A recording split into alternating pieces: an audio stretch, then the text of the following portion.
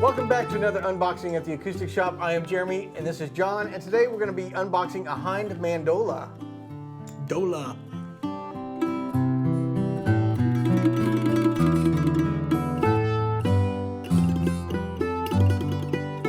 Today we are unboxing a Hinde Mandola. This is a very cool instrument I'm pretty excited to do.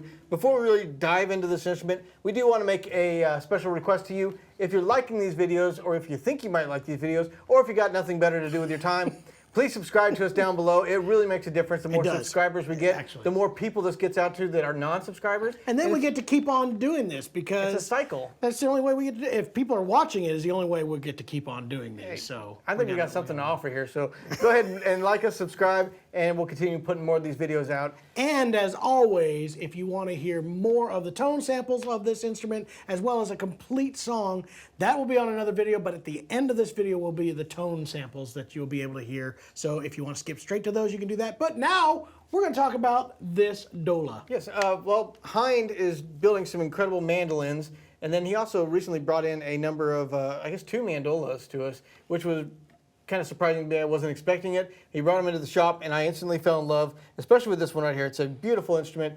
As you can hear in those sound samples, sounds great. It's got a huge, deep tone. In case you're not familiar with a mandola, it's just like a viola is to a violin. It's tuned to a C, G, D, A. So you play it the same way you would a mandolin. You're just losing that E string, and you're actually playing a full C chord. That's true. So let's go through that mandolin family. So we have, related to the violin, the mandolin. Look at that, violin, mandolin. Mandolina. It's Italian. There you go. We have the mandola, viola. See what we're doing right there? Gotcha. Got it? And then we have the octave mandolin. That one doesn't fit. That's not there at all. But there's a mando cello. And you've got one of those, actually, I do, yes. Which is, it's almost exactly like a cello, tuned the same way, same octave range, and then there is a mando bass, and so on and so on. But so this you one have a falls, full mandolin family. That's right. But this one is that next step up, like larger body size, like you would have in an orchestra with a violin and a viola. Very cool tone you get with it. Like I said, you're technically going to play it the same with your left hand as you would, but now everything's transferred up to the key of C. But it makes a really deep tone. I can still play it the same way, but get much fuller, deeper tone. Makes a great accompaniment to songs. We just played that. Like slow, like we did with yesterday. That's an absolutely beautiful instrument to play for something like that. Also works really well for pairing with other mandolins and give you an extra tone palette to go along with that. So let's break down some of the special features of this particular one. This model is the MDF number 2. Some of the specs on it, it does have a curly maple back and sides. As you see, gorgeous maple on this mandolin. It is. A mandola. I love that burst as well. Yes, beautiful burst. Very, very subtle but deep in those yellows there in the middle. It's got a radius fingerboard he put Evo fret wires in this, which we've talked about before. Fret. Yes, big Evo fret. In case you're unfamiliar, unlike the nickel silver, it lasts a lot longer, like pretty much forever. I've had some for 10 years on my mandolin, and they're barely showing any wear, finally. So, long-lasting fret wire. Like I said, radius fingerboard or fretboard on this. Bound headstock, neck, and bound front and back on this. And an Adirondack spruce top on this this mandola. A couple of cool things that he puts on there. He's a big fan of the Alessi gold. This one has the gold and silver or pearl hardware, so it's got the real pearl buttons, which are super classy. You know what you do with those? You rub them on your teeth so you know they're real. Yeah, it feels so. I don't think it's the same pearl. I don't think anybody should rub those on their teeth. Yes, please do not come in our store and rub those buttons on your teeth. But they're very smooth looking and feeling, and they work very smooth. Those Alessi are very, very popular tuner right now. And also using the James tailpiece, which we like a lot. That's showing up in a lot more mandolins. I like the way it just clicks on there tight and keeps the rattle from going on. Another great feature of this, by the way, it also has your dampening inside there. With so you don't necessarily have to have. So it dampens the strings back there, but also when it clicks in there, it's dampening that tailpiece cover. So it just keeps all the overtones from behind the bridge from showing up in your playing. So I really like those tailpieces as well. A couple extra things he included with this. You got the armrest on there. The wood armrest. Wood armrest, very classy, good feel to it.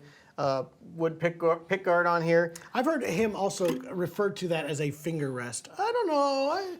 It's still a pick guard, but it's a finger rest too. It's all of the Probably above. used more for people to rest their fingers than it is to guard from the pick. So I guess you. I don't know. I've seen you play your mandolin. You put some damage down there. But I do like the way he does those. They're completely floating pick guards or finger rests, which is very, very cool. So nothing really touching the body of the instrument. It's just right into the neck block. He also does something unique with his bridges. We talked to him a bit about this. He kind of sandwiches a bone section in between the ebony and the adjustable screws on there, which I think, in his opinion, he definitely said it transfers more of that sustain and more of the vibration down through to the ebony feet and into the mandola.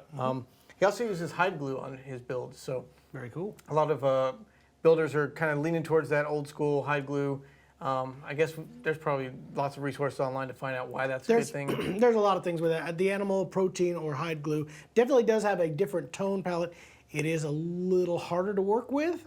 So if you don't have a great luthier doing it, you can definitely run into a few problems with it. But the modern glues are a little bit stronger and a little bit easier to use, but hide glue definitely has its own tone and something that definitely is a popular choice with your upper end builders. Another thing I thought was interesting, obviously he did the scoop on the fingerboard extension, which is such a wider fingerboard extension. He didn't cut it off and kind of extend that. He just took the entire fingerboard, extended it. And also he was mentioning that he used, it's a dual truss rod, but with carbon fiber rod in the middle of that. So it's supposed to give it more strength, but still be an adjustable truss rod. And a dual action truss rod. That's really nice. So that is a very two-way truss rod with carbon fiber enforced. So that should give you a lot of control, make sure this neck. And stability. And more stability, tuning stability, and different weather and seasonal changes. So a great builder. He's definitely gotten a very fast-growing reputation as the in-demand sort of builder. And we're excited to have Mr. Hines mandolins and mandolas in the shop. That's right. And we've sold a number of them already. Yeah, so there's a lot of popularity. Definitely one of the newer builders that is kind of coming out there, and a lot of artists are recognizing the tone that he gets out of his instruments. So glad to have those. I guess the last thing we didn't mention is this is a water-based varnish that he uses on there. So a lot of people ask what the finish is. This is a hand applied water-based varnish, real thin. He said he definitely looks for the thinnest protective finish that you can put on there to really let the instrument speak, and so that he settled on that hand-applied water-based varnish. There you go. Very cool. So once again, a quick review. This is an Adirondack spruce top, curly maple back and sides. We got a compound radius fretboard with the Evo fret wire included here. What else we got? The Alessi tuners on this with the pearl buttons, the James tailpiece, yep. Carbon fiber reinforced dual action truss rod. We're using parallel tone bars in the mandola and also using a hand-applied water-based varnish. Extras that included with this are the Emeritage case, which are really nice, as well as a tone guard. He actually got one that was built for this, which is kind of hard to find sometimes for these octave mandolins and mandolas. So he's actually including that in the purchase price. As well as the armrest built on and the pick guard. So a very quality built instrument with a lot of extras on there, and I think you're just going to be a big fan of it, just like we are. So now the moment you've been waiting for, we're going to let you hear the instrument, give you some sound samples. I don't know if they necessarily been waiting for it. Well, if they sat through all that, then they've definitely been waiting for this moment. You're probably right. right. You're probably right. So this is some of the sound samples of this, and be sure to check them out. You're going to enjoy it a whole bunch. We're going to give you some idea what it sounds like right now.